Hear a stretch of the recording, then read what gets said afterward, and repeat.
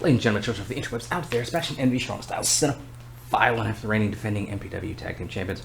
Of course, now we have a new Supergirl cast. Let's geek about it for a scant few minutes because the announcement came yesterday. I didn't see it till today. Bit of a long weekend. But Milly Alcock from House of the Dragon, a show which I've never seen, freely admit, Game of Thrones, that type of stuff in that wheelhouse just never been my thing.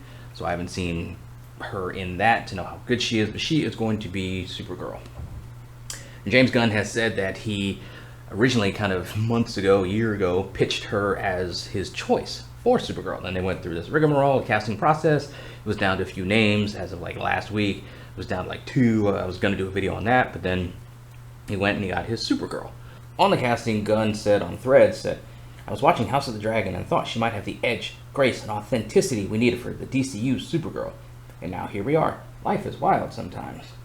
So it's I think it's cool that he had her in mind and was able to get her. I know when I've casted people and stuff, often kind of like the first person that I thought of, as soon as I thought of the character or the role, was often the best one for it. And I was lucky to get them if things worked out that way. So it's cool that he got his girl for his Supergirl. Now, is she going to debut in Superman Legacy, or are we going to wait for her solo movie? Remains to be seen. My concern is further along in one of the write-ups that I was reading about this, about the kind of story we're expecting with this, because we all know Clark Kent, Kal-El, was sent from the doomed planet of Krypton to Earth.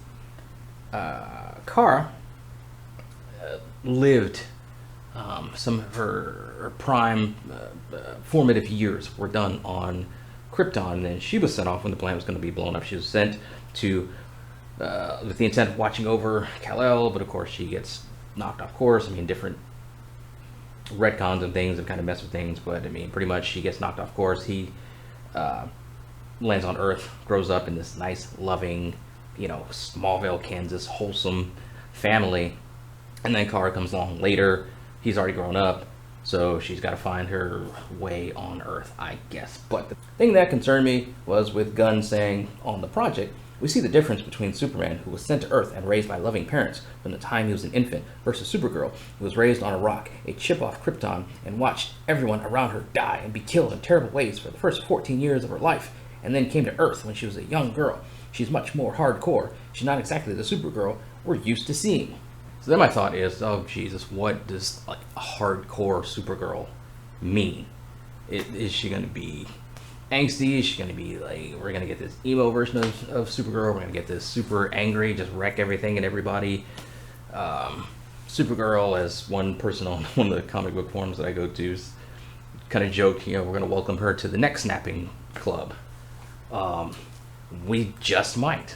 Because if it's gonna be something where she's gonna be like at a level like 20 with how she attacks and how she deals with everything from the villains that she fights to the people that she encounters, and this movie is going to be her journey from going from a 20 like down to a 7 or something like that. And that's going to be the journey, her learning to be less hardcore, to have softer edges, and to let people in. And I just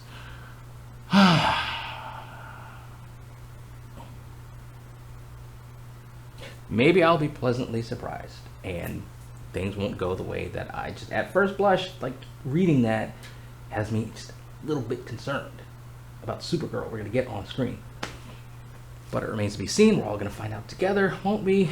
I'm curious to see what the supersuit's going to look like. I know some people foolishly thought that maybe Sasha Cale's version of Supergirl from the DCEU was going to carry over into her own solo movie or in anything else in this newly rebooted DCU. But come on now, y'all. Like, anybody who actually thought that was going to happen is foolish. Is smoking some good stuff.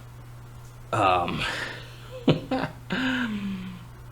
don't know. And then it just, for me, also, the larger question, the larger discussion in all this is by the time we get the kickoff of Chapter 1, Gods and Monsters, with Creature Commandos, and then we get around to Superman Legacy, are people going to care about superhero movies as a whole? Or is this genre just finally peaked. The bubble finally burst, and these are like the last gasps of it. Outside of like stuff like Batman, that is always going to draw attention and draw butts in the seats, is this universe at large for Marvel too. But I don't, because when Marvel brings the X-Men into the MCU proper, yeah, things are going to go back up for them. They're just in a point right now. This phase, current phase, has just put out some terrible, terrible projects, terrible movies.